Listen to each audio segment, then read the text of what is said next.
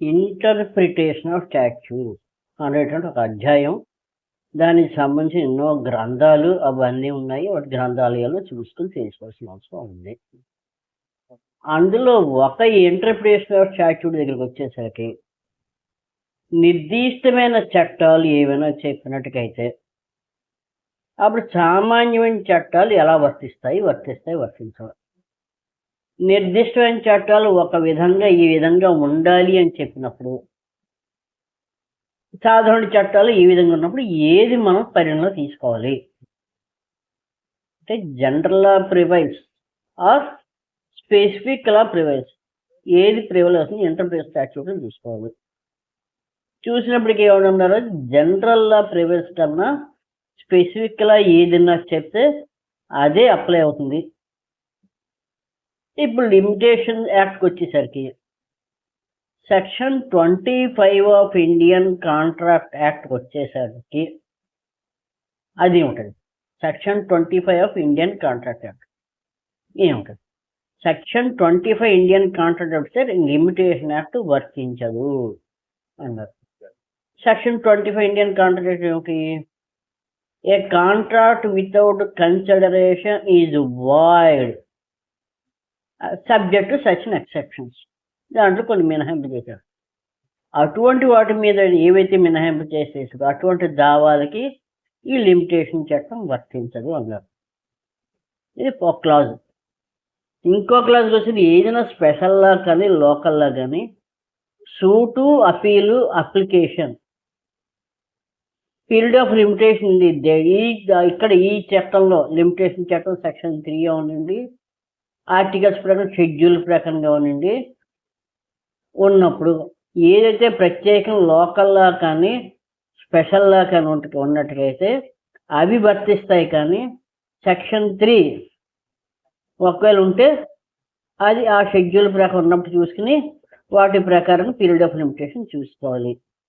Section 3లో ఏమున్నారు, మళ్ళీను return స్టేట్మెంట్లు కానీ ప్లెయింట్లో కానీ తీసుకోకపోయినప్పటికీ కూడా లిమిటేషన్ వర్తిస్తున్నట్టుకైతే దావా లిమిటేషన్ కాలదోషం పట్టించినట్టుకైతే కోర్టు ఏ స్టేజ్లోనైనా సరే దాన్ని అభ్యంతరంగా తీసుకునవచ్చు. ఆ దావా కాలం నుండి అపీల్ కాలం అయినా ఉంది. అంటే question of law, question of fact రెండు ఉన్నాయి. క్వశ్చన్ ఆఫ్ లా అన్నది దావాలోని తీసుకుంటారు, అపీల్లోని తీసుకుని దాని ప్రకారంగా నిర్ణయం తీసుకుంటే అధికారం కోర్టుకు ఉంది.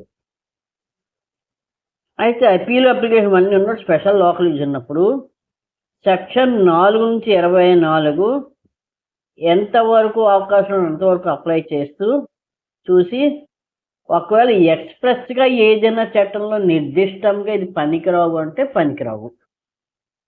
ఈ విధంగా సేవింగ్ క్లాజ్ లో ఉన్నటువంటి సెక్షన్ 29 ఆఫ్ లిమిటేషన్ యాక్ట్ లో ఉంది.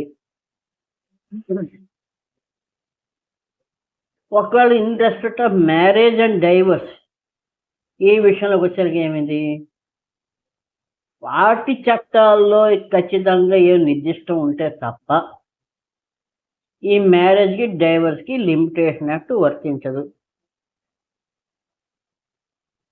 ఇంకా ఈజిమెంటరీ అంటే ఏమిటి, ఈజిమెంట్ అంటే ఏమిటి, definition of easement section 2 of limitation act పెట్టింది వర్తించదు.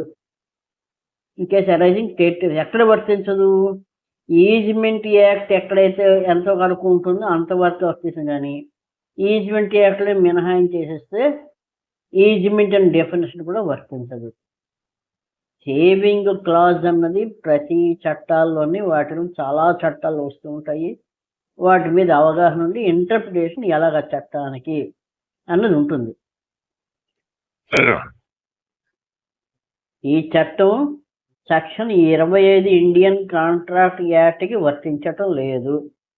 ఒకవేళ ఏమైనా స్పెషల్ లా కానీ లోకల్ లా కానీ ఏదైనా మినహాయింపు చేసి వాటికి ఆ చట్టాల్లో నిర్దిష్టమైన గడువు ఉండి ఆ గడువు తేదీలోపు దావా వెయ్యాలి అని ఉంటే ఈ చట్టంలో ఉన్నటువంటి సెక్షన్ 4 నుంచి 24 వరకు కానీ ఈ ఆర్టికల్స్ షెడ్యూల్లో ఉంటుంది కానీ వర్తించవు స్పెసిఫిక్గా ఉంటే. కానీ ఇంకా ఏవైనా మ్యారేజ్ అండ్ డైవర్స్ విషయం, అది హిందూ మ్యారేజ్ అవ్వండి, ముస్లిం మ్యారేజ్ అవ్వండి, క్రిస్టియన్ మ్యారేజ్ అవ్వండి, మ్యారేజ్ అండ్ డైవర్స్ విషయంకి వచ్చేసరికి వాటిల్లో ప్రత్యేకంగా ఉంటే తప్ప ఈ లిమిటేషన్ యాక్ట్ వర్తించదు.